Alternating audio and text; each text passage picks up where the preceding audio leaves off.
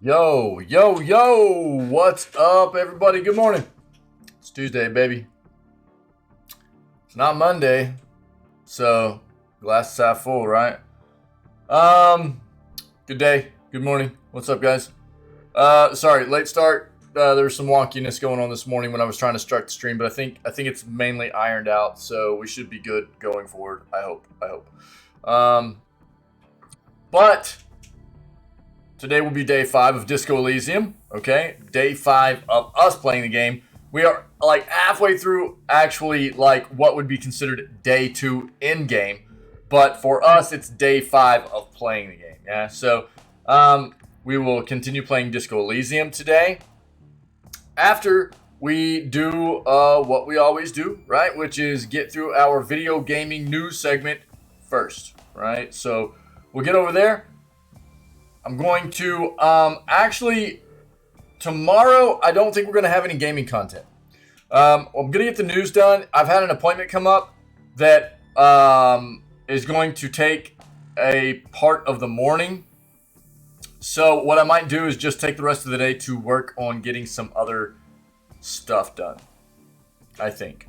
So might just have a gaming content less day tomorrow, so I can work on getting some other things done. So we'll do the news and then just plan on probably not having any other content tomorrow, unfortunately. So I apologize. It's going to be one of those days. I've got some life stuff that needs to be taken care of, and it'll give me a chance to work on some content. So that is probably going to be the play. Okay. But then we'll be back to the Disco Elysium stuff on Thursday, right? So that'll be the play right now. That's the plan. All right. For anybody interested, before we get into the gaming stuff, we have been jamming out to Subnautica stuff today. Give it a look. Give it a look there. See, Subnautica OST.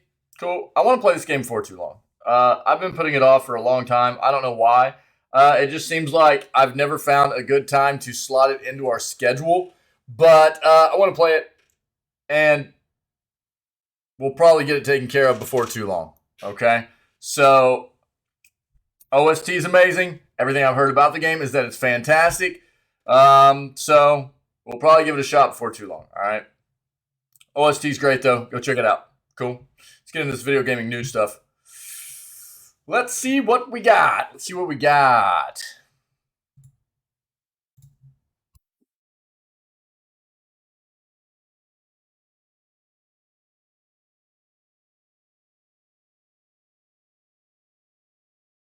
PC Gaming Show on November 17th. Okay, we'll take a peek at that. We do have showcases coming up between November and December, yeah? So we're going to have to pay attention to when those showcases are going to happen. That way we can make sure that we're trying to either watch them live or make sure that we're getting in on that content as VODs the next day. It is just about 6:30 a.m., buddy. Good morning, dude. How are you? Yeah, it was a little bit late of a start this morning again. Had a little bit of some weird stuff happening when I was trying to start the stream initially this morning. I started it up for a minute and it was looking weird. There was some wonky stuff going on, so I had to shut it back down and work on some stuff before I got it started back up. So I apologize. Good morning to you, my friend. And yeah, dude, it's just about 6:30 a.m., man. Yep.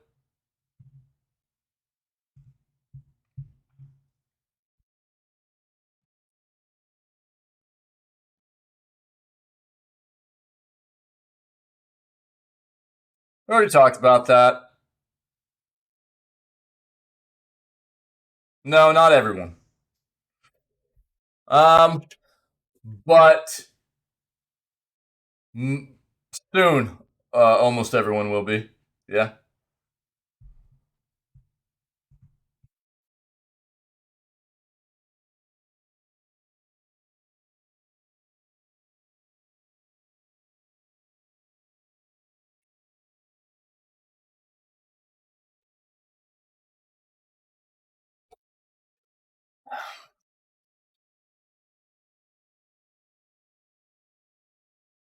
Nope. Nope. I'm not.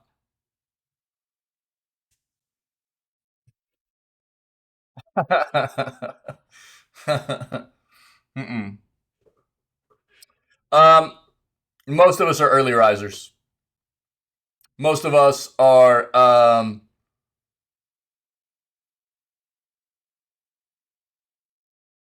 Most of us go to bed early, get up early, and get on the day, man. So it's not a big concern. Nope.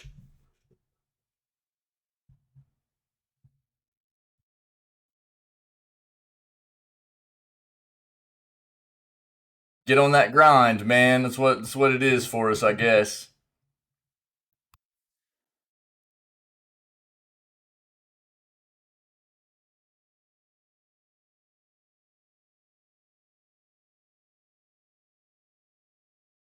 Yeah, I mean, I guess we do have a family member that is more of a night owl, if you will. Likes to maybe sleep in a little bit later than the rest of us, but it's not an issue. Yeah, yeah.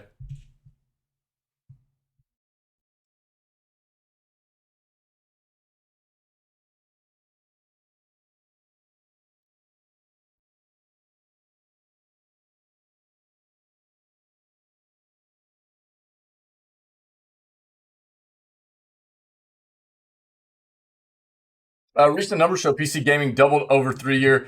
I mean,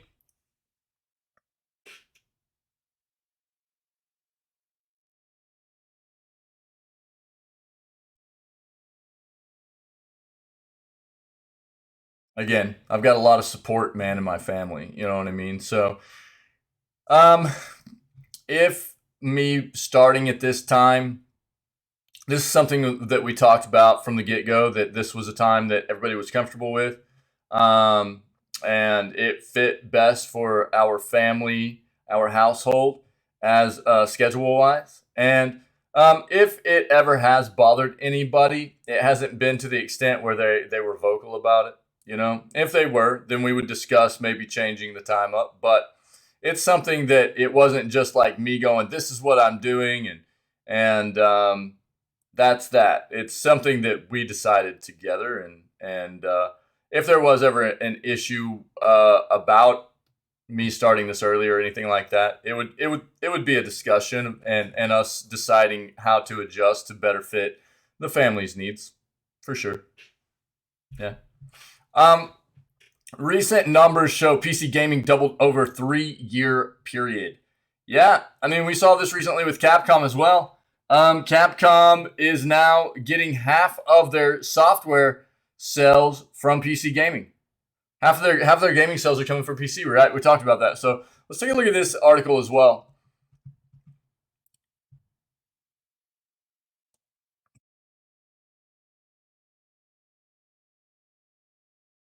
Sony expects to earn 300 million from its PC releases, but the strategy of recycling PlayStation games uh, on PC work. To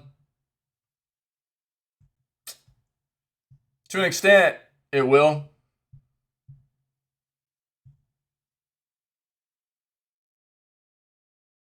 Nintendo reconfirms release windows for major upcoming games. Okay.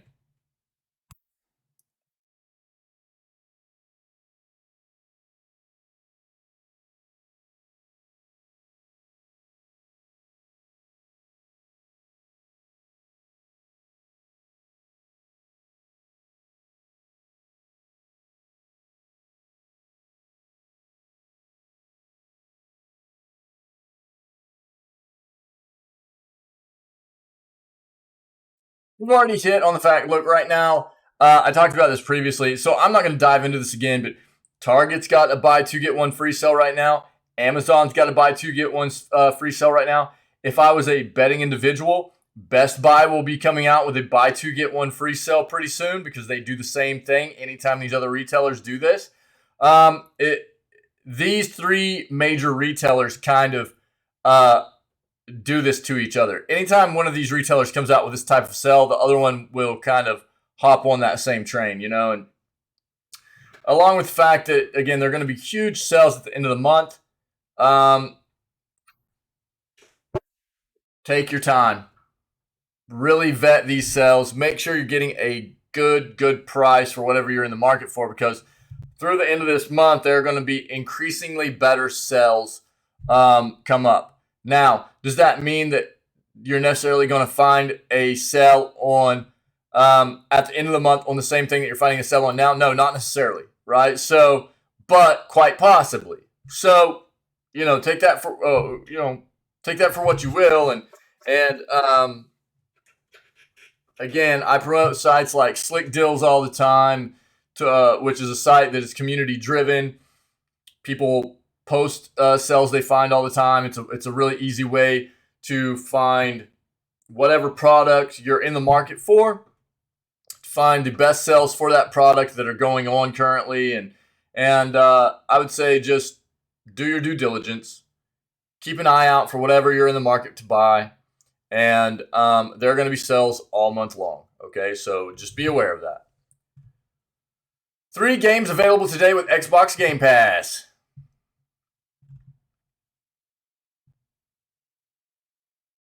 So I'm guessing this is Phil Spencer saying that the new Fable is being developed, bringing quality and passion to the series.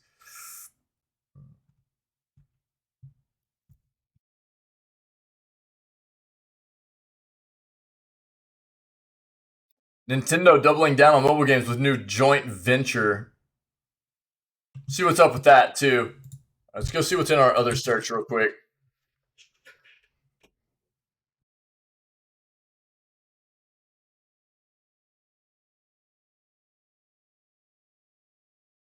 Yep.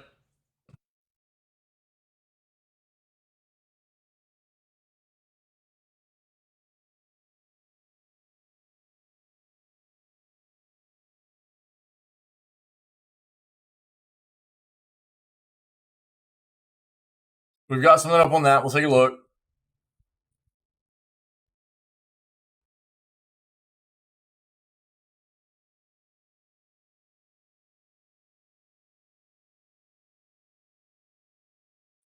The future of gaming is Joy-Con drift free. Let's take a look. There is a huge problem with the sticks, right, on the Joy-Cons, the joysticks on the Joy-Cons, getting drift. There's a big issue with it. They're not hard to replace, but they always get drift in them, which is not good. AEW Fight Forever announcement. We'll take a look at that.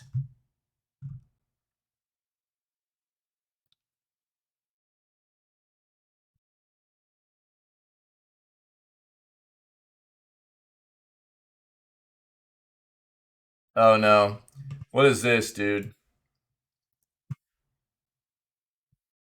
Elon Musk seems to be turning Twitter into the worst pay-to-win game. Oh no.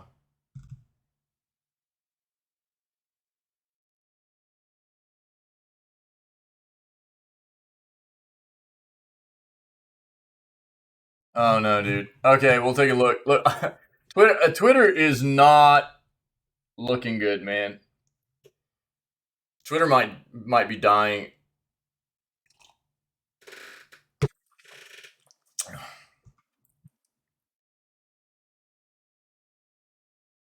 Oh yeah. Guys, if you're not aware, there's a blood moon tomorrow. Is it tomorrow or is it today? Let's take a look at this real quick. It's today. It's today. Yeah. So, well, this is actually really cool. I'll read about this real quick in the news segment, just so everybody's aware. There is a blood moon coming. The last one we'll see for like the next 2 years or something like that. I saw this like a couple of days ago, and it should be a really cool experience. So tonight there should be a blood moon. It's like a lunar eclipse situation where the moon will look completely red. So it should be pretty wild.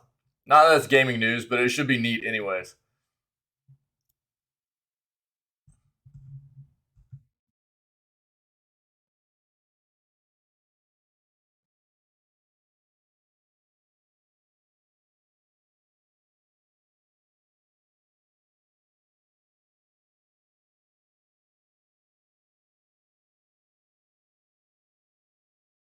Nintendo confirms an Indie World Showcase is coming, so we'll take a look at that. Gears of War is Netflix's latest gaming adaptation.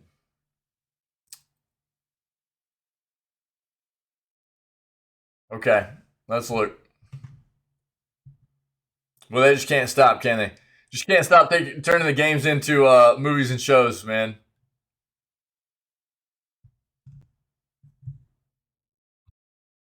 If it works, man.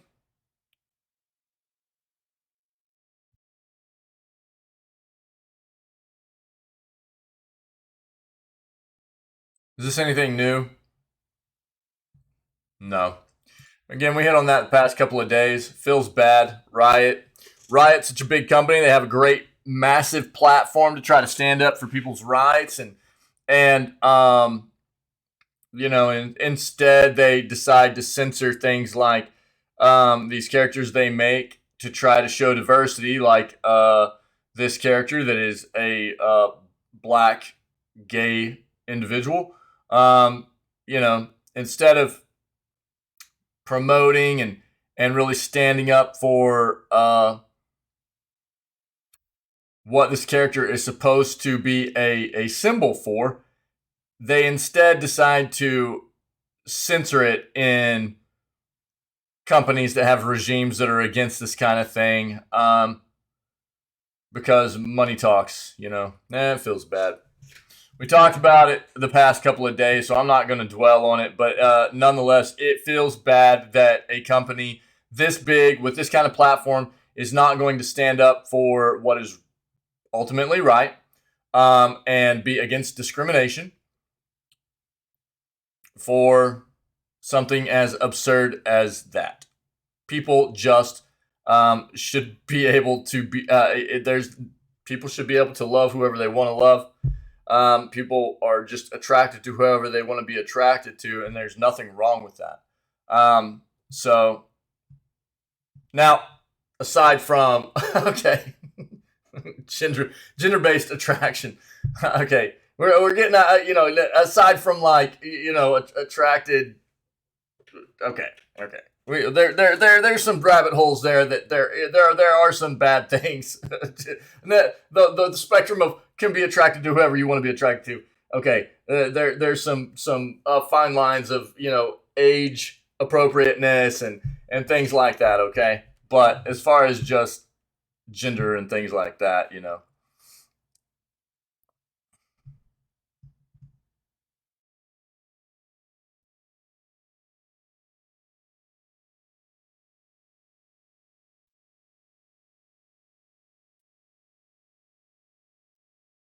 Sony saying Final Fantasy 16 will be a PS5 exclusive for 6 months before coming to PC.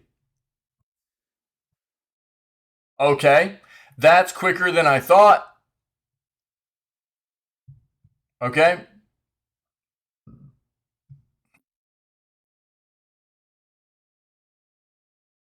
Pokemon developer working on next gen Nintendo hardware.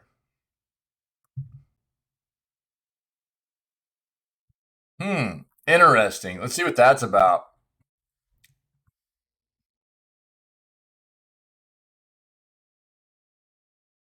Chance to get Beat Saber for free. We'll see what's there. Let's stick with that. That's a good number of articles right there, so we'll stick with that. Let's see what we got. Don't miss the chance to get Beat Saber for free with the Meta Quest 2. Oh.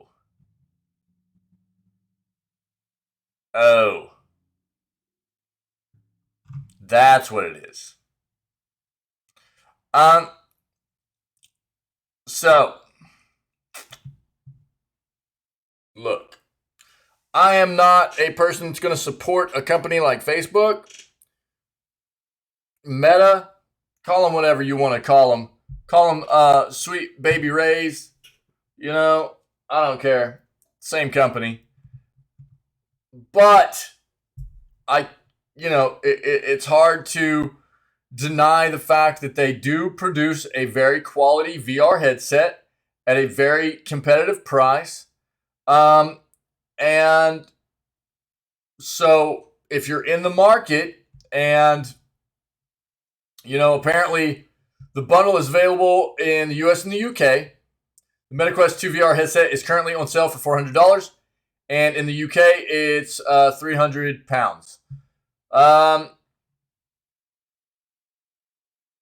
The price of the Quest 2 increased earlier this year with Meta Fluffy Rainbow Facebook barbecue sauce, citing the reason that manufacturing costs was forcing its hand. Originally, the Quest 2 was priced at $300.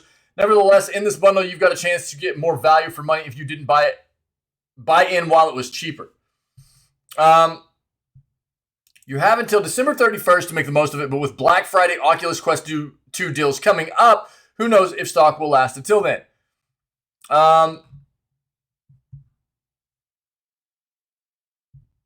Yeah, so right now there's a bundle where you get Beat Saber, obviously, with the Quest 2. Okay?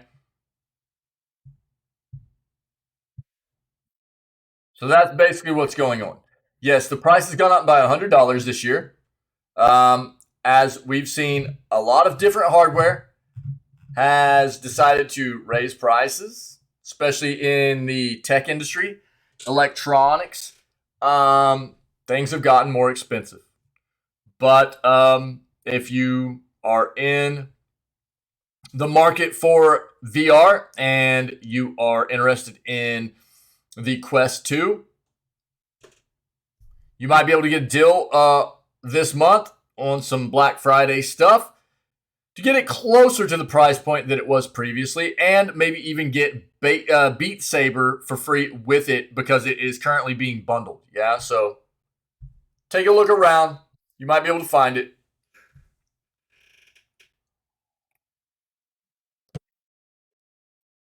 Pokemon developer working on next generation Nintendo hardware reveals job ad. Company responsible for Pokemon's character models is already working on next generation Nintendo hardware. Nintendo is going to release a new console someday. That's a fact. Is that a fact? Because currently it seems like they're just going to be on the Switch forever. The real question are when that'll happen, is when that will happen, and whether it'll be something entirely new or a continuation of the Nintendo Switch. There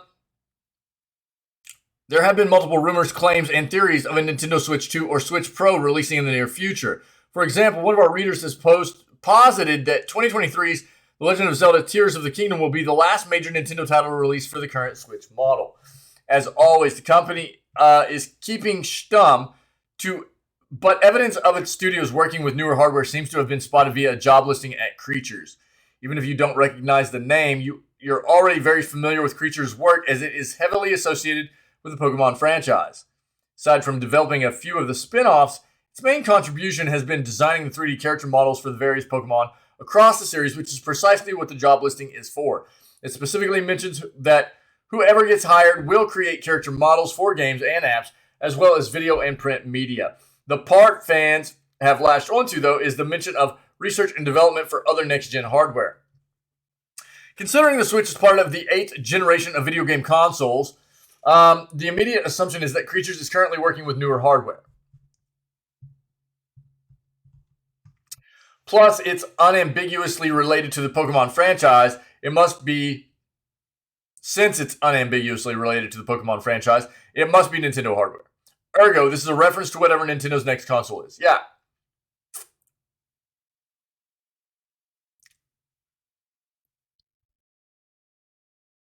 I didn't see this, but apparently the company said earlier this year that the Switch could last until 2027, 10 years after it first launched.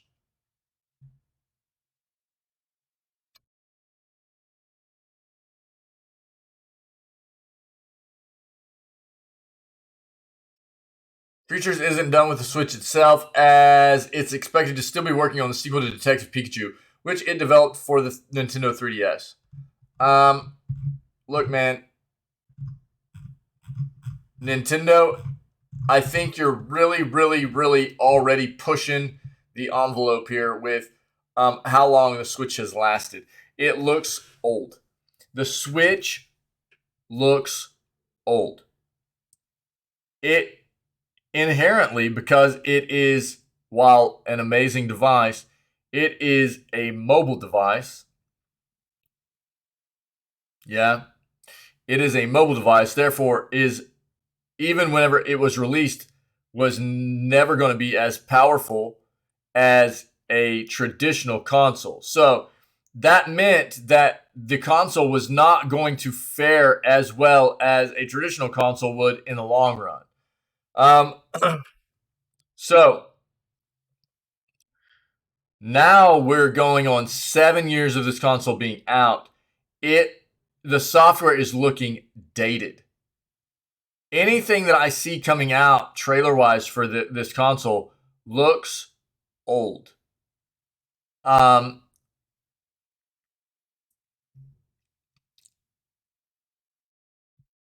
I think, that people will argue about the fact that, well, there are a lot of developers that make games to look like old games. That's true. But there are even games that come out that, like Splatoon, like Splatoon 3 just looked real jagged. It looks real. It doesn't look like as smooth of a game as you could create on something with modern hardware, And obviously people are still playing the Switch, but in terms of how long consoles usually last, even traditional consoles, we're talking about high-powered, when modern hardware is used, big chunky hardware, like big CPUs with big heat sinks and big GPUs, like you would see in a traditional console, we're talking 5 years. That's average. And this is a handheld mobile device that, obviously is an amazing device, amazing console, because it is really groundbreaking in what it's done with removable controllers. It docks to be playable on, larger screens and things like that. But nonetheless, it doesn't change the fact the hardware in it is mobile technology, which doesn't fare as well in the long run as, traditional desktop PC hardware or traditional console hardware. It just doesn't, man. And they're going on 7 years now. And they're saying they want to push it to 10? Dude, that's wild to me. It's wild. We'll see. Sony says Final Fantasy 16 will be a PS5 exclusive for 6 months. Final Fantasy 7 Remake Integrated was exclusive to PS5 for 6 months before coming to PC. And it was trash on release to PC. It was a bad port. So imagine that. Which is why I haven't played it still. And I want to very badly, but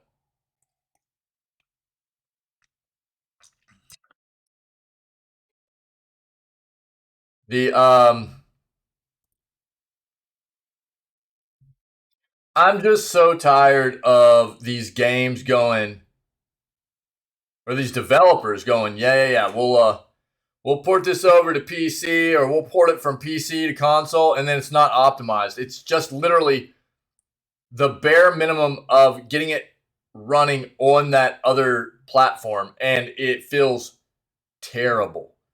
And they're like, it's fine. Just, we'll let the community build some mods for it or whatever. I hate it, man. So Final Fantasy 16 will reportedly launch as a 6-month exclusive title for the PS5, according to an advert from Sony. In a new advert for Sony's DualSense wireless controllers, a disclaimer under footage of Final Fantasy 16 claims the game will be a PS5 exclusive for 6 months. Though developer Square Enix is yet to confirm which platforms Final Fantasy 16 will be available on at launch, Sony's marketing suggests that it will be released as a PS5 exclusive before potentially coming to PC or Xbox platforms. Final Fantasy VII Remake, the studio's latest Final Fantasy release, launched exclusively for the PS4 in 2020. In 2021, the game was relaunched on PS5 and arrived on PC just 6 months later. The marketing video also reiterated that Final Fantasy XVI is anticipated to launch in summer of 2023. which follows main director Hiroshi Takai stating the game is 95% complete as of last week. We've, quote, we've forbidden anyone to add new code in case new bugs appear, added Takai, who also confirmed that the game's release date will be confirmed before the end of 2022. However, Final Fantasy XVI recently came under fire over director Naoki Yoshida's comments on diversity in the game. Last week, Yoshida defended a lack of diversity in Final Fantasy XVI by arguing that the story we are telling is fantasy, yes, but it is also rooted in reality. Because of this, Yoshida claims that Final Fantasy XVI's medieval Europe-inspired setting limited the game's diversity. Quote, due to the underlying geographical, technological, and geopolitical constraints of the setting, Valisthea was never going to realistically be as diverse as, say, a modern-day Earth or even Final Fantasy XIV, which has an entire planet's worth of nations, races, and cultures at its disposal, explained Yoshida.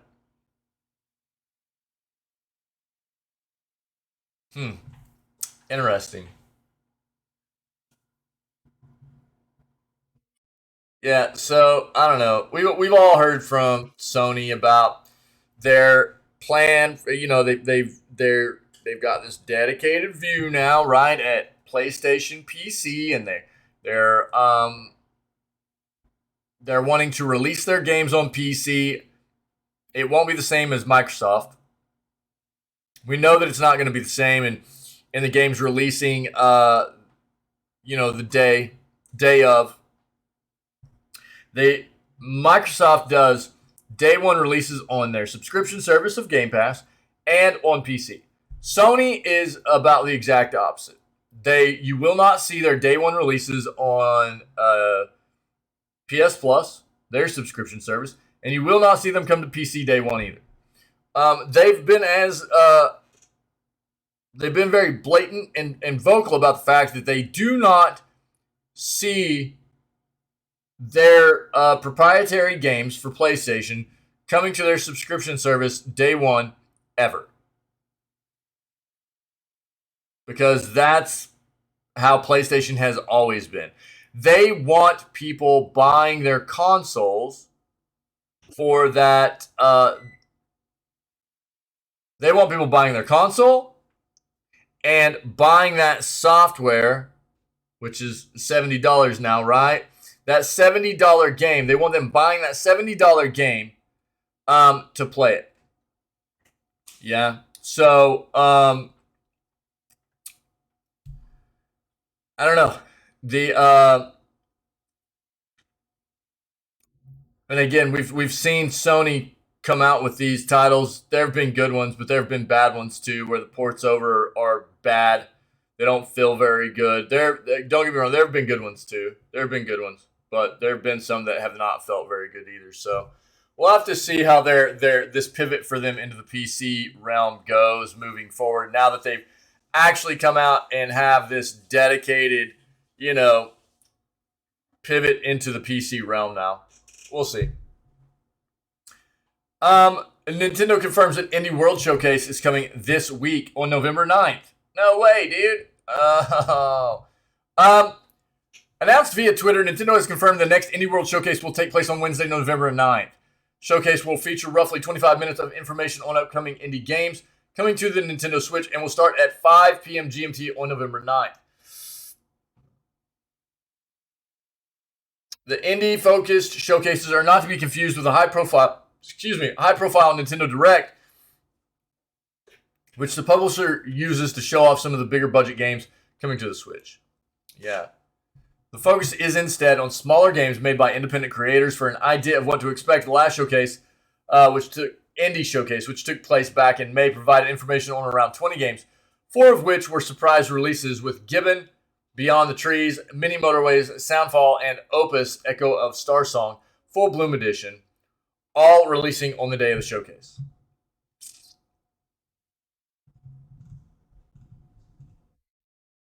Yeah. Okay. Well, we love our indie devs. Unfortunately, I don't know that we'll be able to see this tomorrow. It'll probably be a miss for us because, again, I've got live stuff going on. So we probably won't do gaming content tomorrow. It'll just be the news.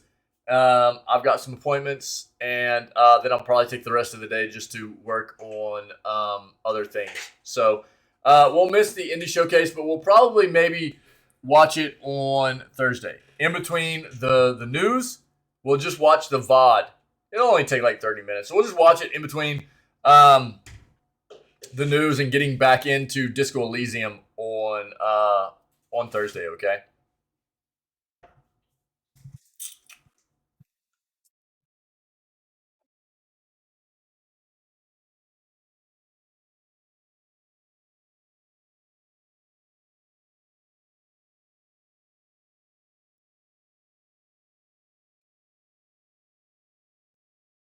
Gears of War is Netflix's latest gaming adaptation. Netflix is rapidly becoming the Thanos of video game adaptations, and the latest gem for its shining streaming gauntlet is none other than Gears of War. In the wake of everything from animated series like Castlevania and Sonic Prime to live-action shows such as Resident Evil and future acquisitions like Horizon Zero Dawn, The Division, and more, today, the 16th anniversary of the franchise, dubbed Emergence Day for the cataclysmic events that kicked off Gears' primary conflict, Netflix confirmed that it's producing two series set in the Gears of War universe. First is a live-action movie adaptation of the franchise, presumably finally killing the long-in-limbo plan by Universal to adapt the franchise, and the second is an adult animated series.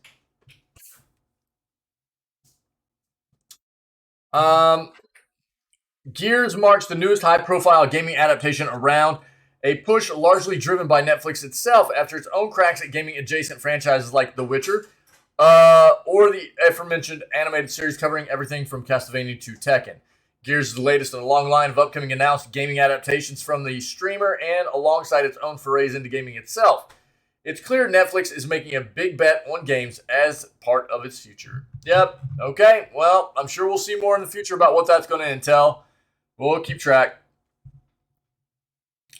God of War release will coincide with an actual blood moon tonight, man.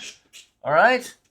Blood moon tonight. The moon will turn red on November 8th, seemingly to herald the coming of God of War Ragnarok. I like that that's what I like that that's what they attributed it to. It is funny that it kind of set up like that. Yeah, so God of War Ragnarok releases tomorrow, right? And then the blood moon's tonight. So kind of funny.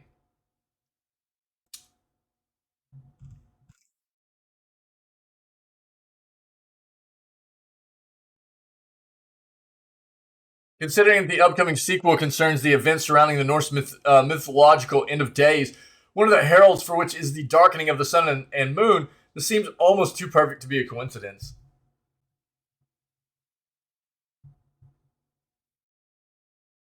In the events leading up to Ragnarok, some versions of Norse mythology claim that the giant wolf's skull and Hades would hunt down the sun and the moon and consume them. We know for a fact this particular element of the mythology will be an important part of the game, as it's actually featured in the launch trailer.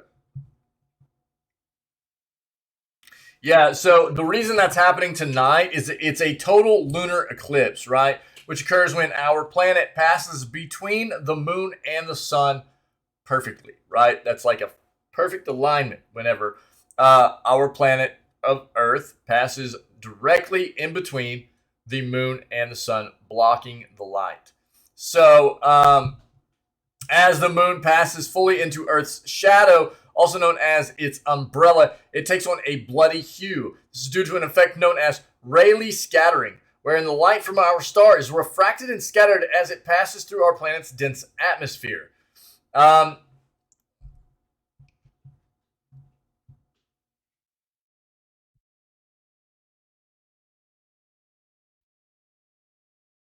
If you somehow were to find yourself standing on the surface of the moon, looking earthward at this time tonight, our planet would appear as a black expanse ringed by a bright red glow of sunrises and sunsets. That'd be really cool. It's a rare opportunity to observe the intricate celestial mechanics of our solar system at work, and once it's over, stargazers will have to wait until the end of 2025 for a chance to see another total lunar eclipse. The eclipse will be visible in North America on the morning of November 8th, starting at Bro, for real?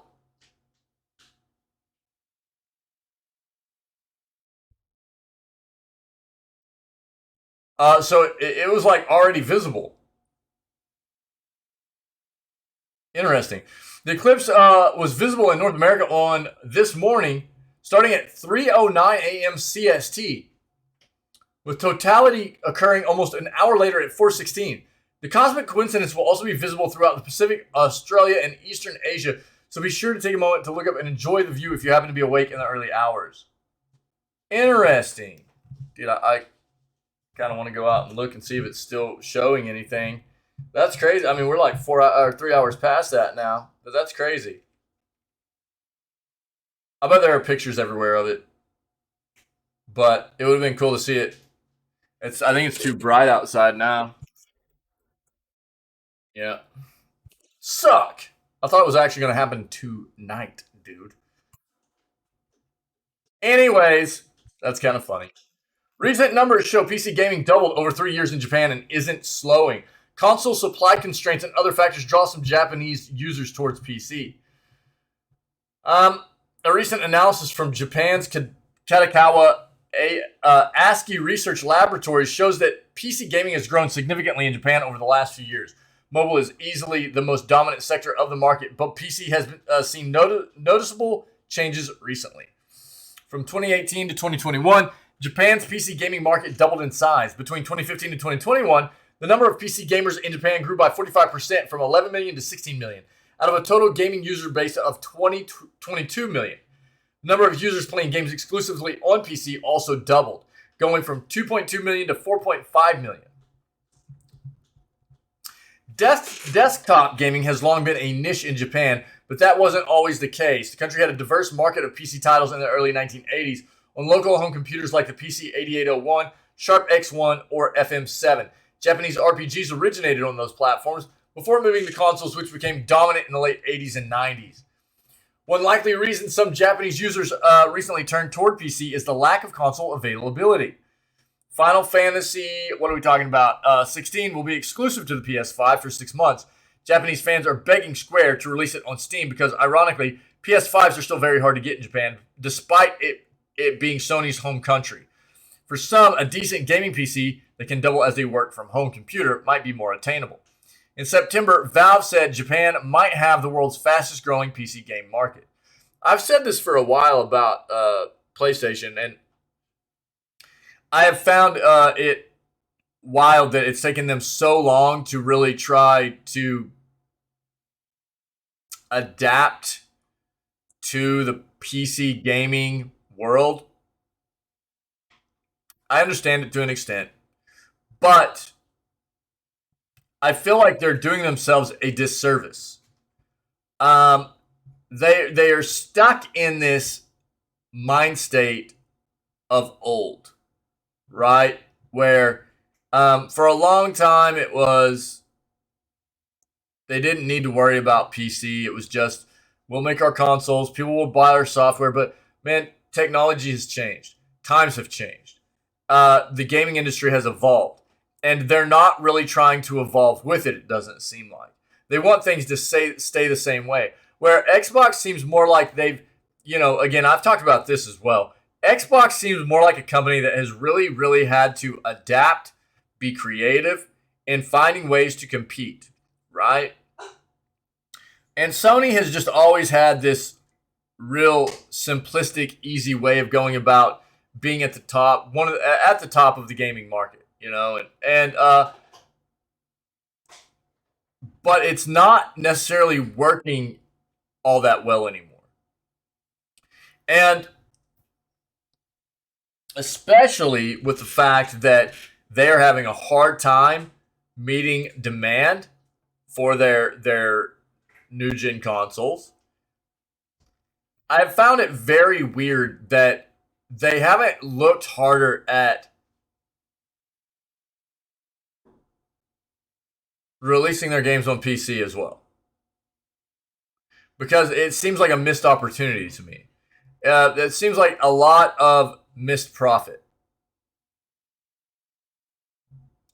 Obviously, maybe not in a country like Japan where most people play traditionally on a console, but we're seeing right here, PC is coming back into a very big majority of players are adapting to utilizing PC as a primary gaming format again, right? Gaming platform.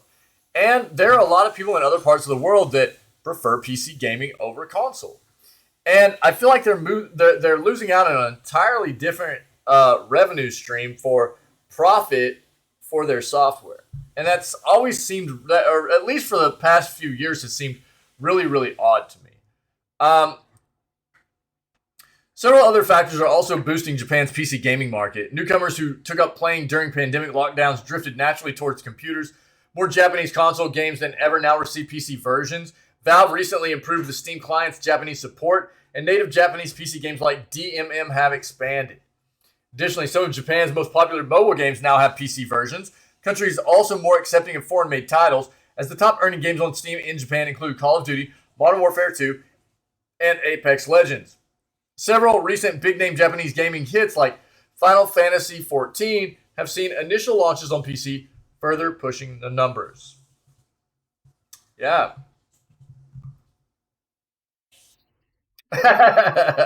This can't be true. PC gaming is dead. /S. Yeah, I mean, that is why Sony has been releasing games on PC. Yeah, but they're not doing it in a very functional way, really. It doesn't seem, you know. So again, they've come out and been vocal about, you know, the fact that they've got this dedicated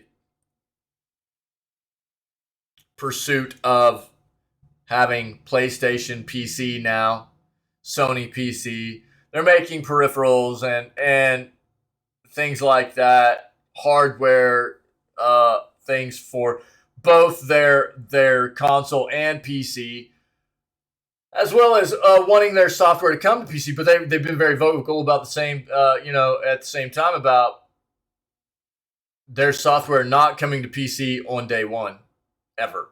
They're like, never, ever. You know, and it's like, why?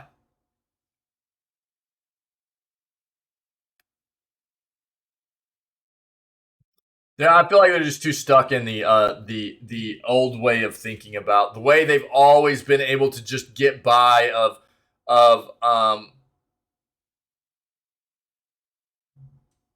making people buy their console, making people buy the game for their console. I don't think it's going to work very much longer.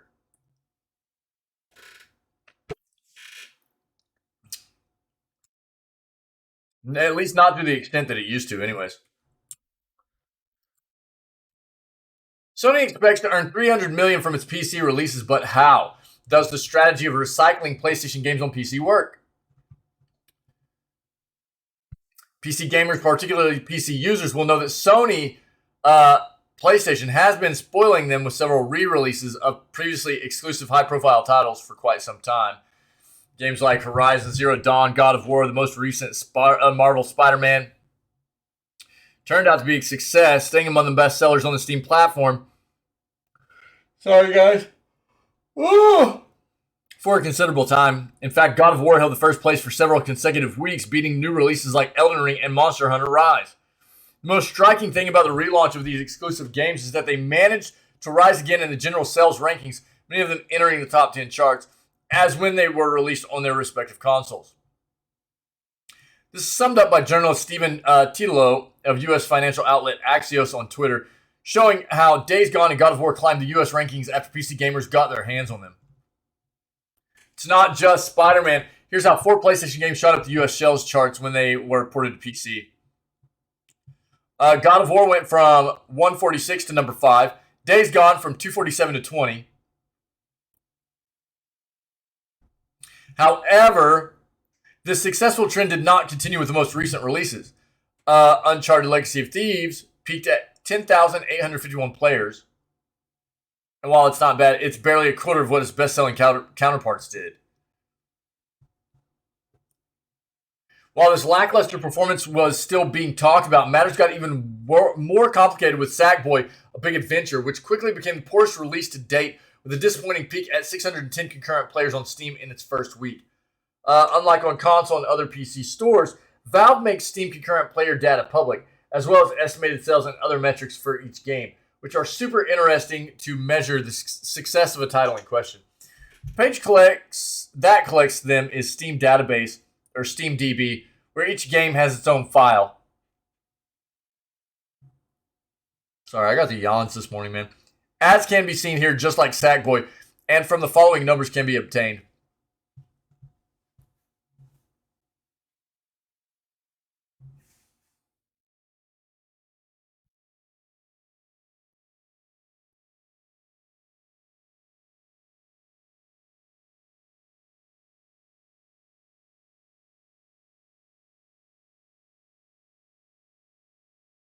The next release, I skipped a good amount of content there, but I don't feel like it's super pertinent. It's kind of just logical information that comes along with what we've already read. The next release, Spider-Man Miles Morales, is slated for November 18th. Much more is expected, yeah? After the success of the first of the saga, released in August, the arrival of Returnal on Steam was also leaked, a roguelike that had modest sales success as it came out while the PS5 was still facing the worst of its stalking problems. Focus on difficulty and the Souls-like style, make it a more consumer-friendly PC game. Nothing will be said and done until it's officially released.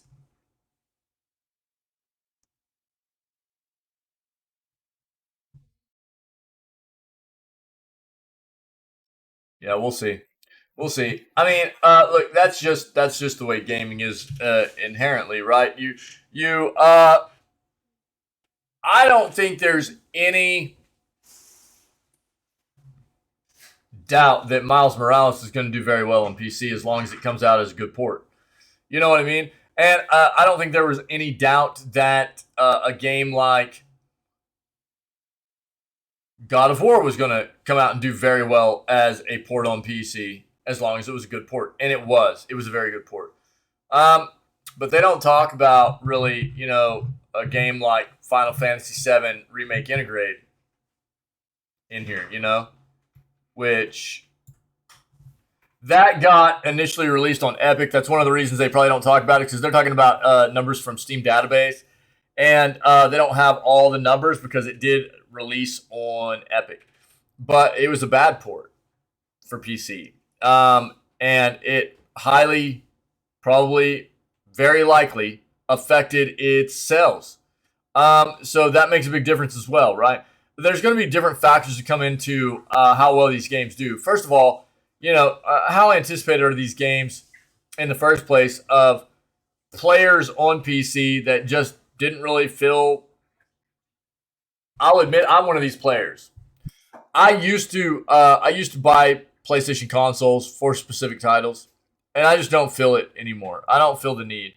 I'm a PC gamer at heart. I always have been, and to buy a PlayStation console for a specific game or two or three doesn't make sense to me, especially when now they are kind of being more committed to the PC realm. So I'll wait and see how the ports are and then play them. But there's also going to be something to be said for the hype around the game in the first place, right? Like a Marvel, the Spider-Man games, the God of War games, those are going to have more hype than I think something like Sackboy. You know what I mean? So I think you're going to expect something like those games to do better than a game like Sackboy. That just makes sense. But there's also going to be that factor of, how good's the port? Because, like I said, the Final Fantasy game got ported over, and it was not good. There were frame issues, stuttering. There was a lot of stuff going on there that felt bad. So when that happens, that's going to affect sales too. And we'll just have to see how PlayStation does moving forward with their PC releases. Nintendo reconfirms release windows for major upcoming Switch games. Let's just take a quick look. Launch schedule for primary Nintendo products: Pokemon Scarlet and Violet, November 18th. Fire Emblem Engage, January 20th of 2023. The rest of these are 2023. Kirby's Return to Dreamland Deluxe, February 24th. The Legend of Zelda Tears of the Kingdom, May 12th. Pikmin 4 is in 2023 with no definitive release date. Metroid Prime 4, TBA. And Advance Wars 1 and 2 Reboot Camp, TBA. Cool. There you go.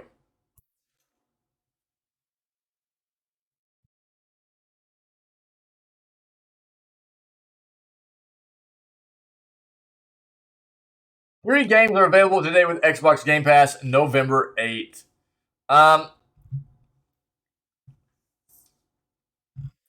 So Football Manager 23, Football Manager 23 console, and Return to Monkey Island.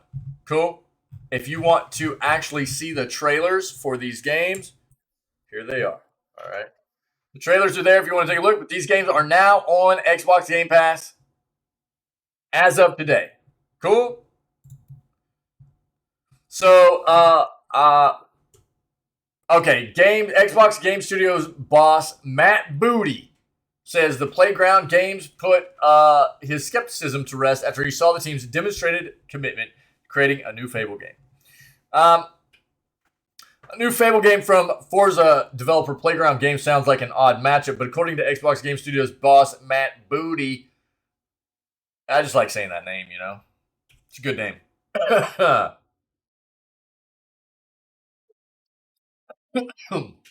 Sorry, guys. Excuse me. Wow. Matt Booty.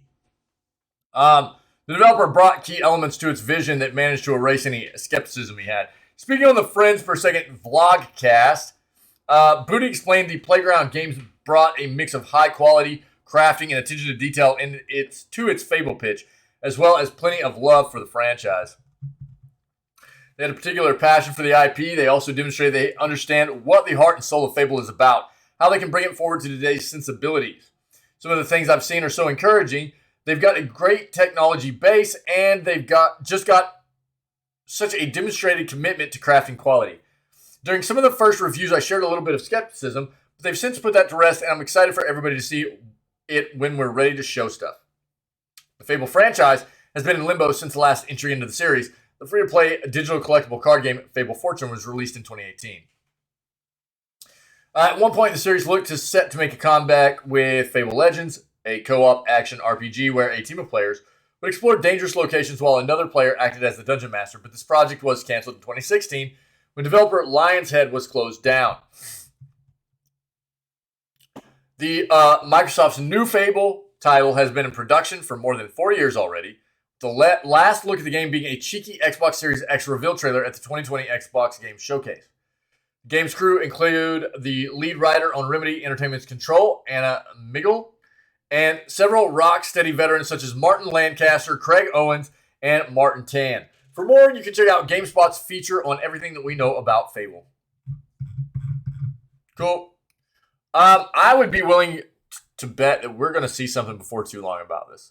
Whether it be in the Winter Game Showcase or at the beginning of next year, we'll probably see something before too long. For Fable to have been in development for 4 years now, it's probably a pretty safe bet that we're going to see something substantial come out of Microsoft and Xbox about this title fairly soon.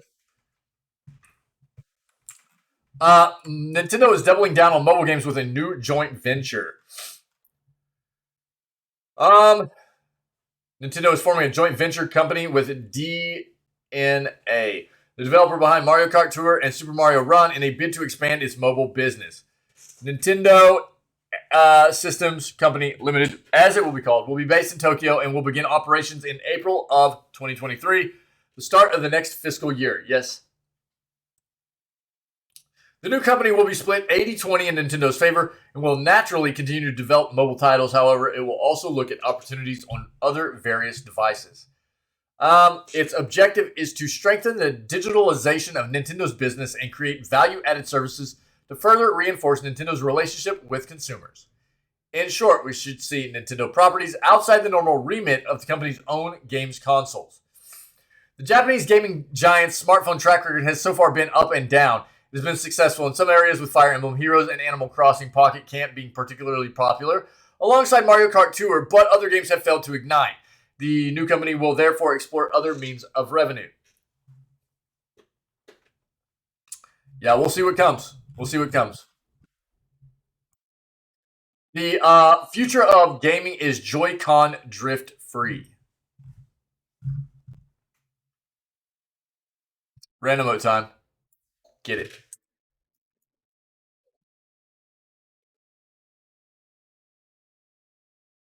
Get them in there, chat.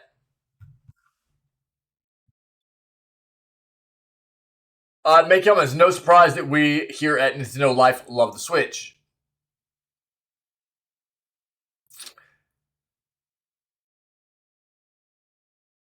Did it manage to solve problems with portability that we didn't even know we had? Yes. Did it bring everyone back around to Nintendo when the Wii U had managed to do otherwise? You betcha. Is Joy-Con drift rapidly becoming the bane of our lives? Yeah, kinda. Fortunately, we made a video which addresses just that. That's right. Drift is still a problem. We are still upset about it. There's no Switch issue so painful as trying to move one way while your on-screen character seems determined to move another. And that's all thanks to a little piece of dirt, dust, fluff, toast, or otherwise, stinging into the controller and ruining your day. How do we get out of this? Are we doomed to be slaves of the drift for all eternity? We think not, or more accurately, the lovely Alex from our video squadron thinks not. Swiggy has laid down the basics of Joy-Con drift, explaining how it comes about, how it can be avoided, and most importantly, what companies can do in the future to ensure that it never happens again. All this and more is shared in our recent video, which you can watch down below. Of course, Joy-Con drift is fixable. Have a guide how to do it yourself, but alternative approaches to controller development always pique our interest nonetheless. Psych, what is up, my dude? All right, if you want to take a look, I'll let you guys watch this. This is what I'll say. Quite often, anytime you have a joystick that is drifting, buttons that are sticking, anything along those lines, your first course of action should be to grab some like above 90% alcohol, rubbing alcohol, get some Q-tips, bust the shell of that controller open. Well, not bust it open, but open it up and clean the controller. Quite often, that will fix a lot of your issues. Over time, especially with how often we use these things, how often we play our games. Yeah, I brought it up yesterday, dude, while we were streaming. I thought you were here. And literally, I got a notification on my phone that it went live, and I like immediately brought it up online, like while in the middle of our gaming content. Yeah, thanks though. Oh yeah, cool. Yeah. I really want to play it. It looks really neat, dude. But yeah, the Unliving looks really cool. I got a notification on my phone yesterday that because it's on my wish list, right? And I got a notification that it went into early access, you know? And so I brought it up and showed everybody. But yeah, dude, I appreciate you making sure. That's basically unacceptable, dude.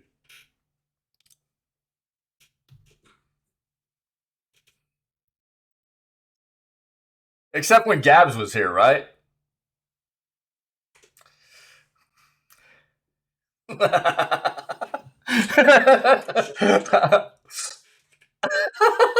Are you super busy, dude?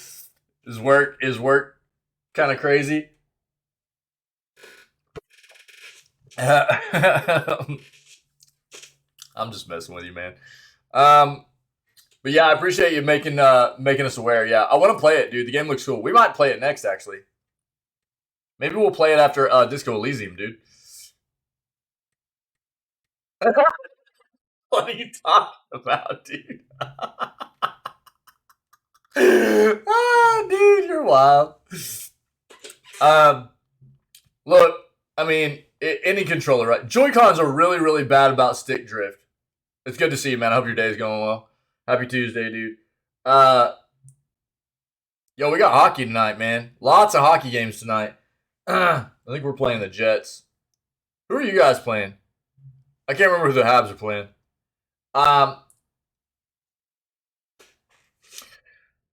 Joy-Cons are notoriously bad about stick drift. Your first course of action should be to just open these things up.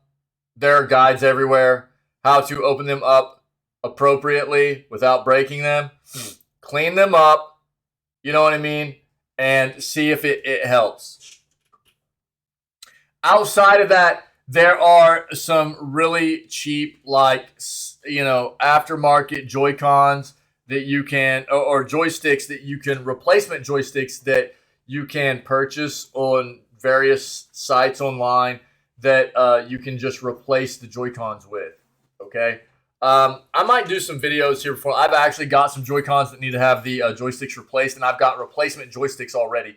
I just need to do some videos. I need to get another camera set up where I can just point it down at my hands and record and things like that while I'm streaming.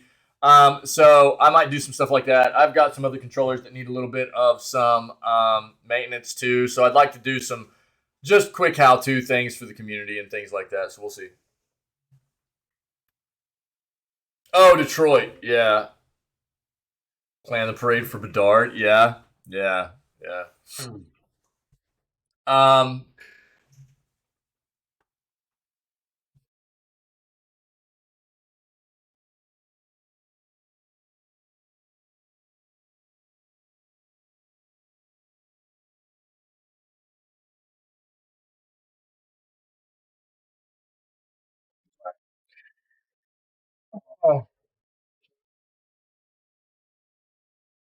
We're gonna have to keep razzing Wick about the Penguins, man.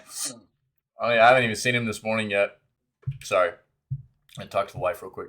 So I don't know. I'll throw this in chat if you guys want to take a look. It might be a decent video if you're having some issues with Joy-Con stick drift. But ultimately, anytime you have a controller, the first thing you should do is be like cleaning this thing up. Clean a controller up with some good above 90%, 90% or above rubbing alcohol and a Q-tip. Clean it up really well. Push those buttons in while you're cleaning them and stuff. Get all that gunk out of there, man. And the Joy-Con, the joystick as well, clean them up real well. And quite often that'll fix a lot of issues. But there's a lot of resources online. I might even make some here coming up before too long. AEW Fight Forever, big announcement regarding Xbox Game Pass. Okay, so AEW Fight Forever, All Elite Wrestling's first console video game installment, still doesn't have a confirmed release date. However, WrestleZone's Matt Black reported on Monday via sources that the game will be available on day one of its release on Xbox Game Pass. Black explained how the deal will make the game immediately accessible to millions of potential players, writing, "By launching on Xbox Game Pass, AEW Fight Forever will be available to over 25 million subscribers on Microsoft's subscription service." He also pointed out this will be the first licensed wrestling game to be available on Game Pass. Yeah.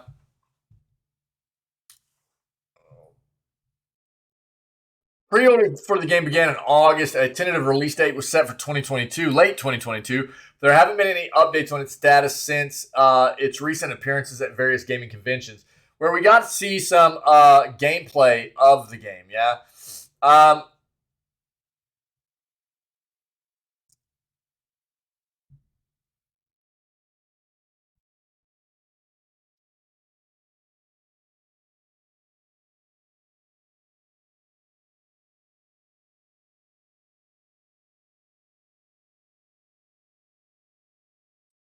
Look, I think the big thing to take away here is that ultimately AEW having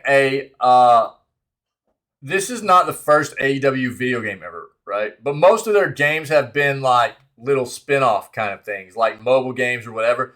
Not that there's not a big market for mobile or anything, but for major consoles or PC, there's traditionally only, or for the longest time anyway, there's only been one big wrestling game. That's WWE, right?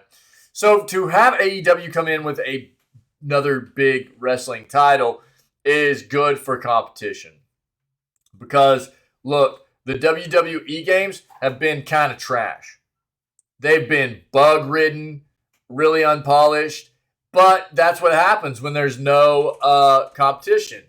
The developer goes, which is 2K, I think, goes, you know what? We can just push this thing out. There's no competition. Doesn't really matter. If it's semi-playable, then, nobody can really do anything about it. They don't have anything else to play. They're going to buy it, and it'll be fine. At this point, now that AEW is coming out with a game that can kind of compete there, hopefully it will elevate WWE to start producing a more high-quality product for fans. That's what the industry needs. That's why competition is so good, right?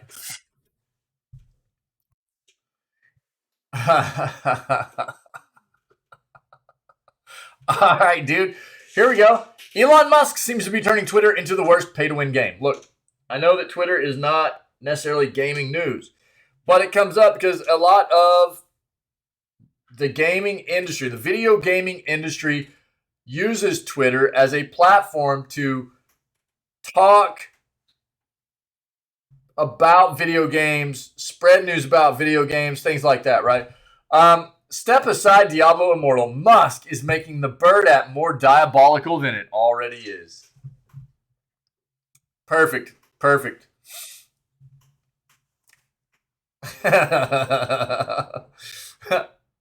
Yeah, I mean, I don't know a whole lot about it. I'm trying to get a feel for everything that's going on. I will say that, dude, everything that I'm seeing seems like most people are hating it.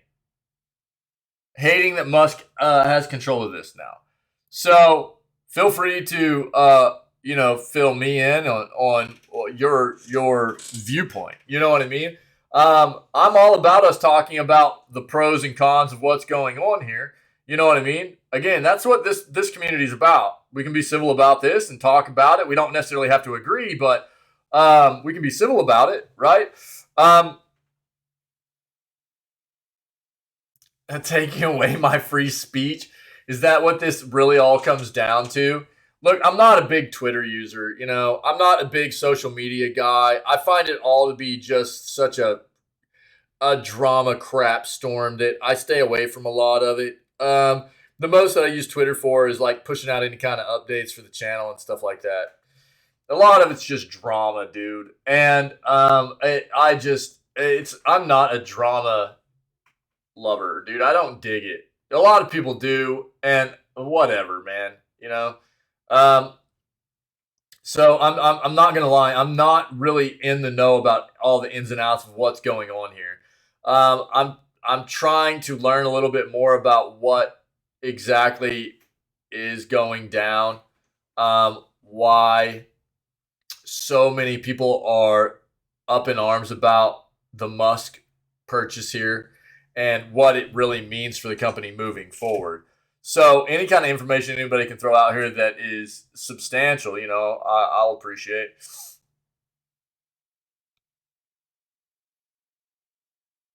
Oh, is that what it is? Gotcha. Okay. Interesting. I can see different viewpoints on that. Yeah. And I can respect that one as well. Absolutely.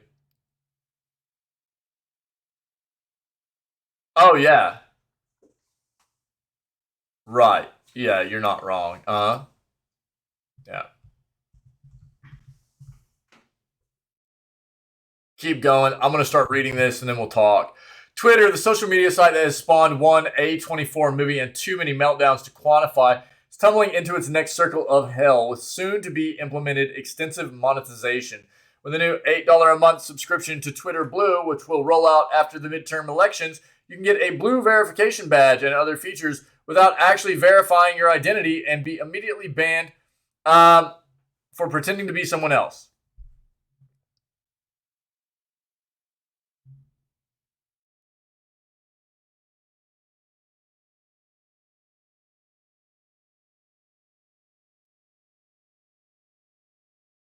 Interesting. New owner and CEO Elon Musk, the richest person in the world, whose comprehension of comedy dilutes the walking into Twitter headquarters carrying a sink and meekly going, hee hee hee. Let that sink in, says that his reign and bid for revenue will not only legalize comedy, but it will also democratize journalism somehow.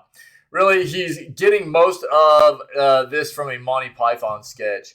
But Musk could soon be taking inspiration from pay-to-win video games too. On November 2nd, Musk responded favorably to game designer and gamification expert Adam Hahn's sarcastic Twitter thread describing real gamification on Twitter, jokingly proposing Twitter add video games features like a Twitter Battle Pass, achievements, happy hour, streaks, and more. Not everyone seemed to understand that Hahn was kidding, not even comedy expert Musk, who said that Hahn's thread has some good ideas.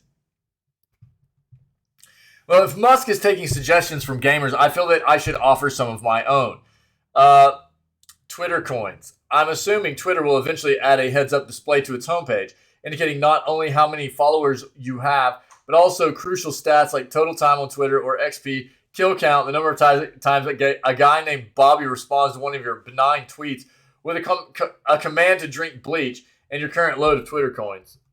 I'm suggesting Twitter coins as an in-app currency you can purchase for a generous 3-to-1 ratio. $300 for 100 Twitter coins, which will empower you to unlock more of the important Twitter Blue features I recommend below. And I know $3 for one Twitter coin seems a little unfair, but how else do you expect Musk to pay off the $13 billion in debt, not including the $1.2 billion in interest payments Twitter is expected to make this year? He owes after his $44 billion acquisition. By liquidating some of his $208 billion net worth? No, that makes too much sense.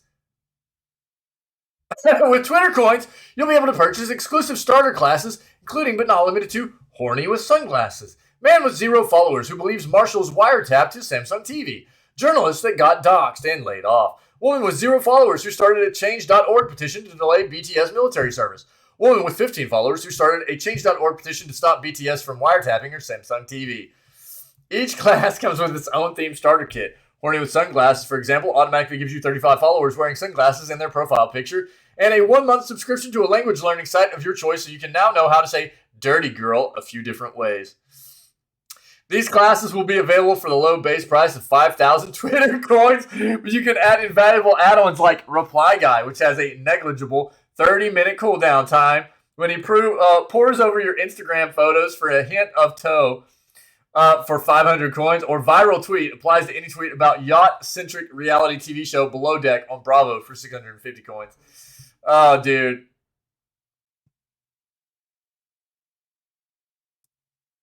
This is wild. Hold on.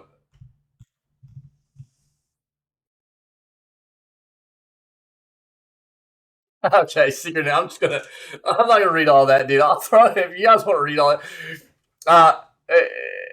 So, secret ending. After spending at least $250,000 in Twitter coins, you'll be lucky enough to unlock Twitter's secret ending. I can't give you too many specifics as it is a secret, but I can say that it involves bankruptcy. Now to get serious, it's clear that Twitter's pay-to-win feature is looming. Are you ready for it? If you want to read the rest, I'll throw it in. That's actually pretty funny.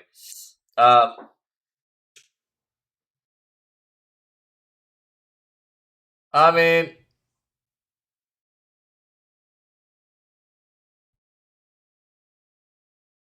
let's see what Syke's saying here.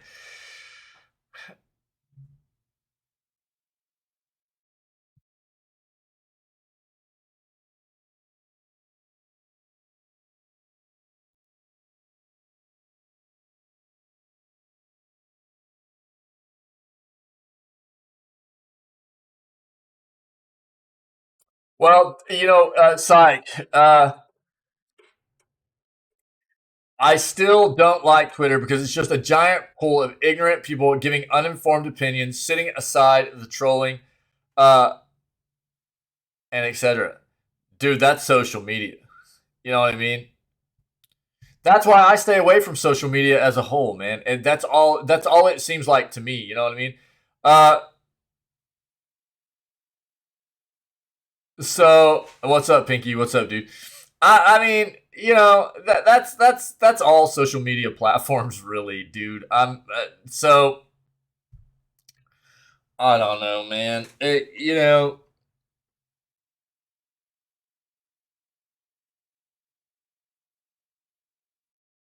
and I talk about this a lot. um, for one, social media is it's a just a flipping big giant pool of drama that people feed off of. And you're right, it's a lot of people feeding each other misinformation. Nobody wants to people that's the problem with people nowadays, though. In general, is nobody wants to actually do any kind of self education on how viable information being fed to them actually is. In fact, it's about just eating that information and regurgitating it. You know what I mean? It doesn't matter to people anymore whether they're spitting fact or not. It's just about eating it and just regurgitating it, and it's just disgusting. And I mean, a lot of it's you know,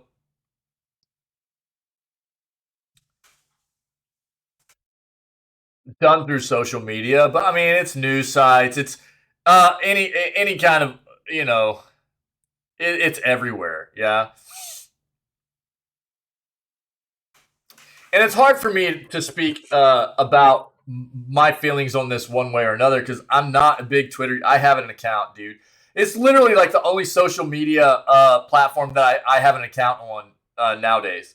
When I was a bit younger, I had some other stuff. I got rid of them a long time ago because I started feeling this way, and I was like, I just need to get away from this stuff. It's not for me, man. Um,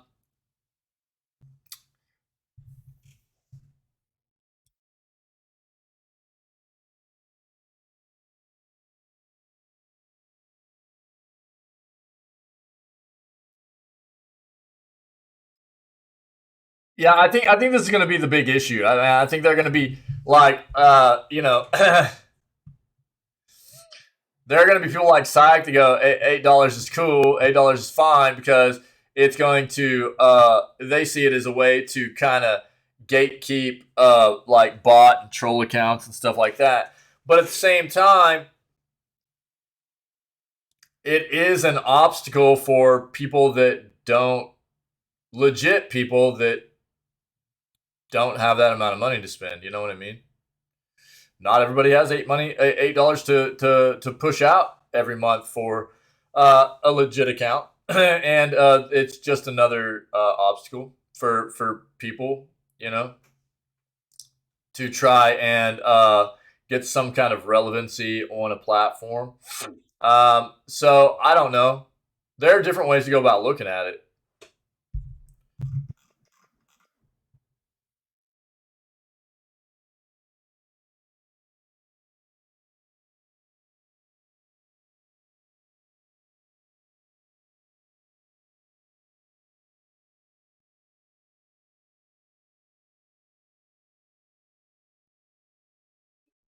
I don't know, man. I don't. I really.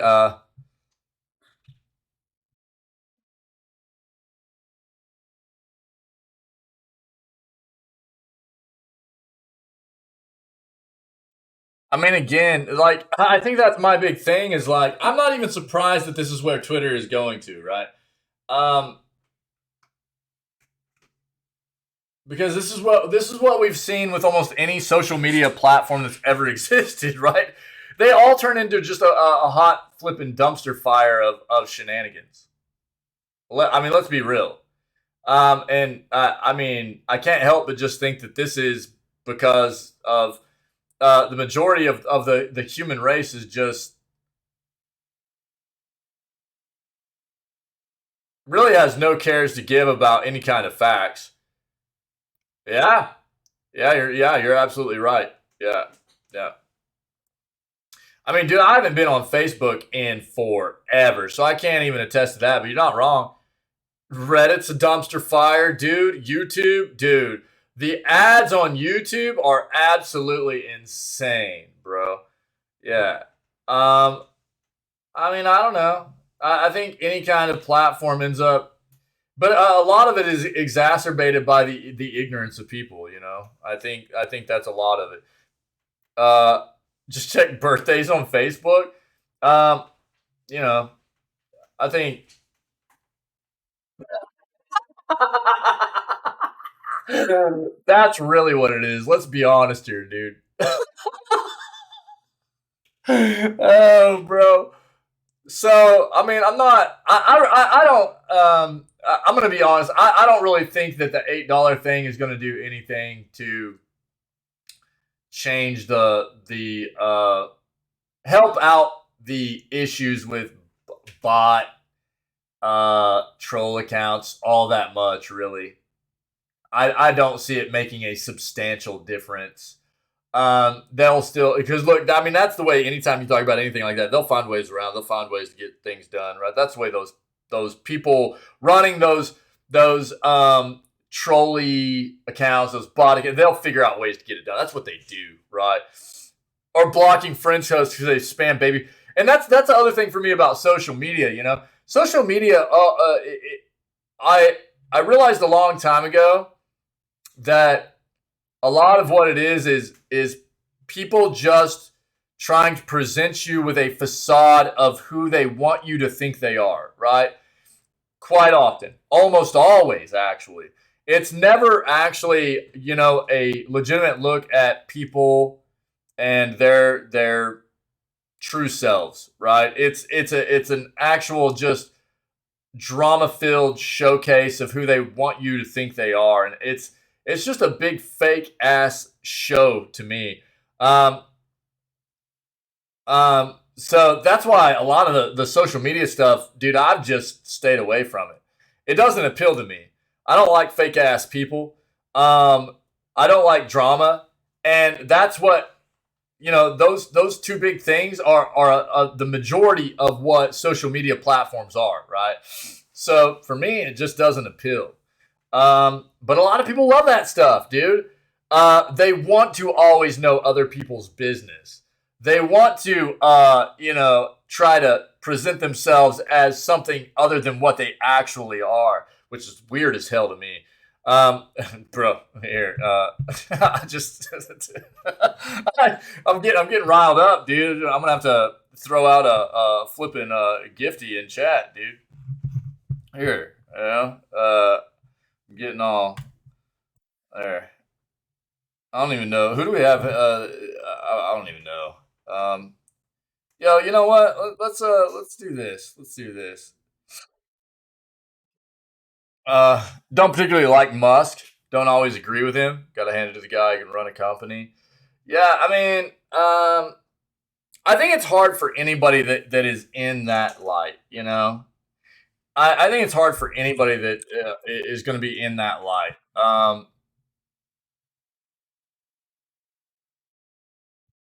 It seems like there's always going to be something that a lot of people are going to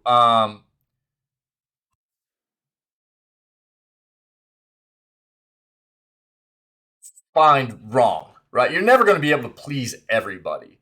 But I agree. Now that I we're mean, friends, I don't is it know okay if I pet you? a whole lot about.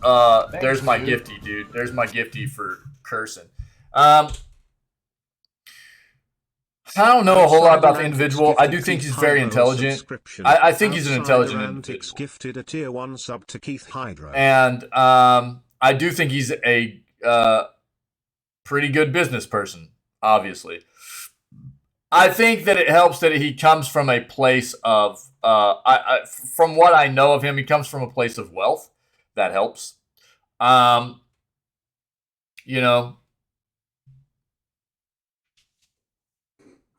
But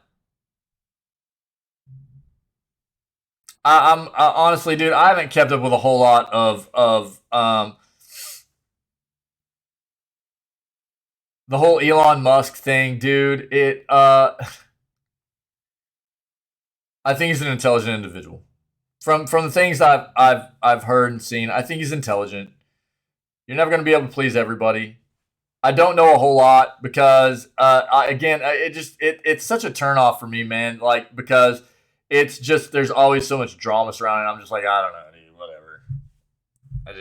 It's so hard for me to want to even engage in like diving into it because it's so many people just losing their minds, over this one individual. And maybe I should take a deeper dive into it, because if it is potentially somebody this powerful, this rich and powerful, that is doing some significantly negative things for the world, then I need to be more educated on it. But I guess ultimately I haven't seen stuff that he's done as a super negative thing that has prompted me to get into it that deep. I guess is probably the case for me. I don't know. I can see both sides of the case though for the whole Twitter $8 thing. I really can.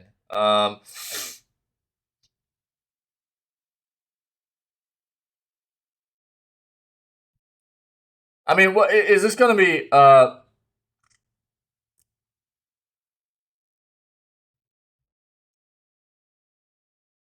Yeah, yeah, you're probably right. You're probably right.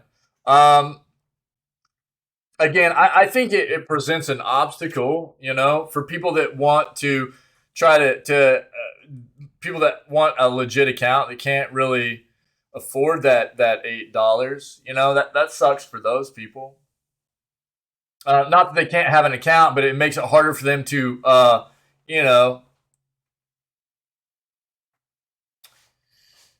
be visible on the platform, right? I mean, I think that's the big thing is like it does present an obstacle. It's another situation where it's kind of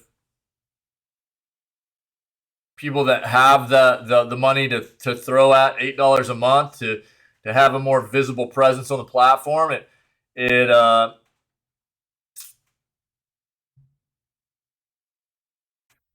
it's good. It's good for them, and it's bad for people that don't. Man, that kind of sucks for those people that don't. But I mean, how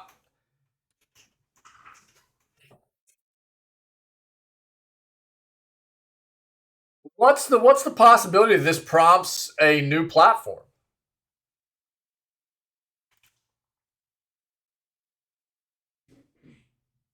Is there room for one? I think there's always new platforms being built up that's just so hard for them to move their way into the kind of prominence that something like Twitter has, right? Or these other huge, massive social media um, platforms. There are always other apps and social media software being built, but it's just so hard for them to break through that barrier of being at the top.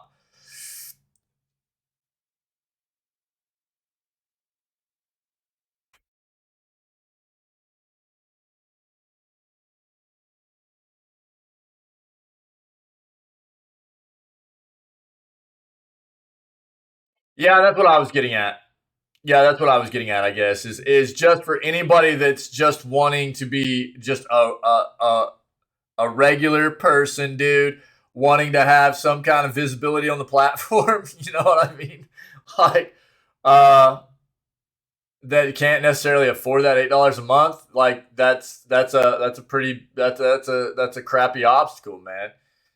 So, but I mean I'm not surprised. That's like the way of the world, right? I mean, it's like, unfortunately, but it is a business, and so I'm not surprised, and this is usually the way it goes. And will this prompt something else? That I mean, this is like the cyclical thing, right? It's a cyclical kind of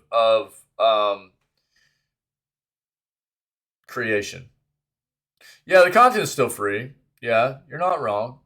But I mean, it does change things quite a bit. There's no doubt about that.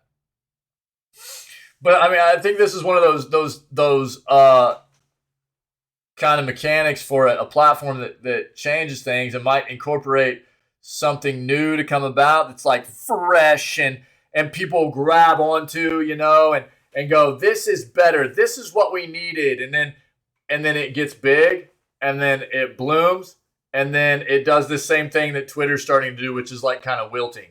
You know what I mean? That we've seen so many. Whether you talk about Reddit, or you talk about uh, so many other platforms, dude, that have just done the same thing, you know?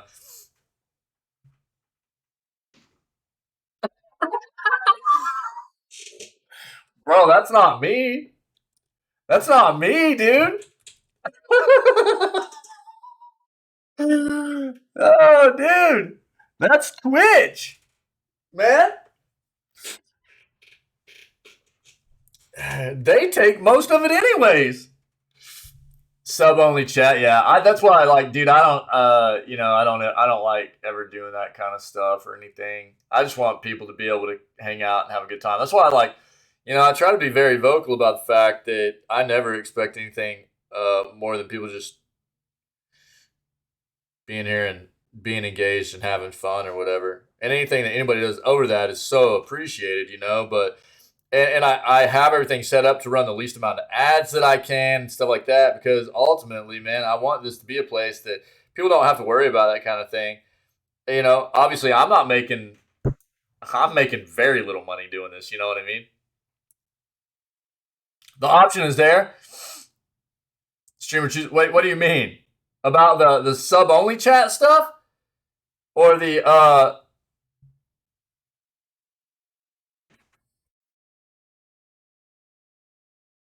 or the emote stuff?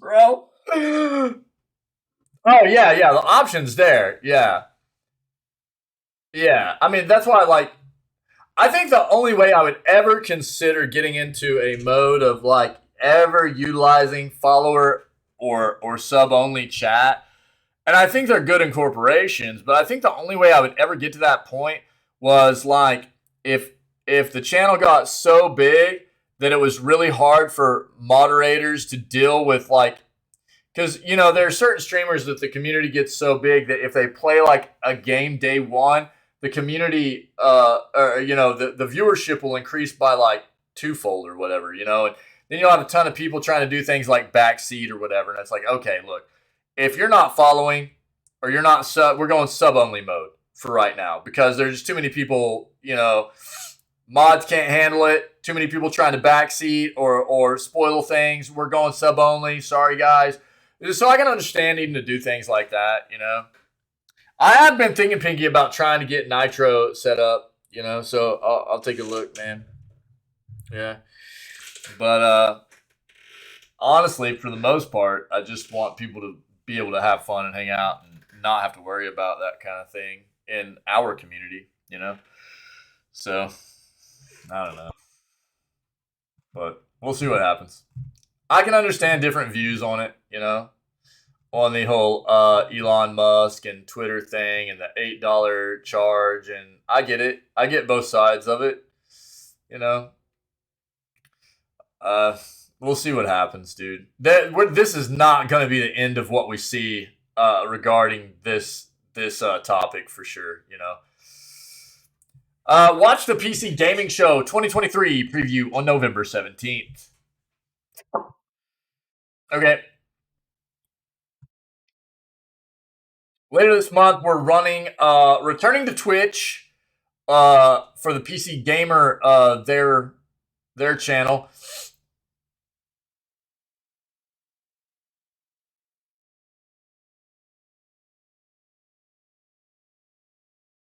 Custom emotes disabled on the, do I? I'll have to look at it, dude.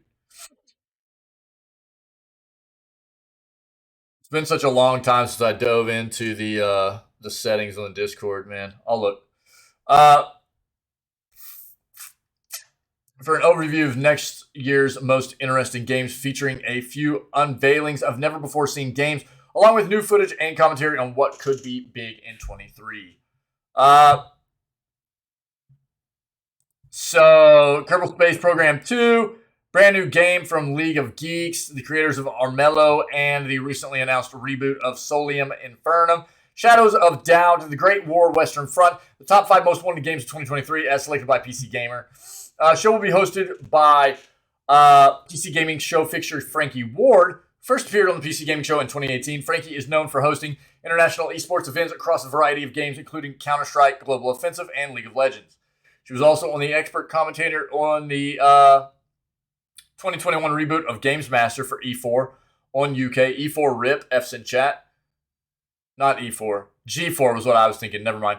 The PC Gaming Show 2023 preview is presented in partnership with Intel. Other sponsors for this year's show include Starry Studio, Team Miaozi, Plyon, Raven Age, Fireshine Games, Frontier, Sega, Tiny Build, Fat Shark, Hashbane, Wired Productions, Top Hat Studios, and Avalanche Studios Group. It didn't really say, yeah, it did. Okay, so 1 p.m. Eastern. So the 17th at noon. So at noon on the 17th, we will watch this. Okay? And then we won't be able to watch this tomorrow, but we will watch this on Thursday. So we'll watch both of these. Okay?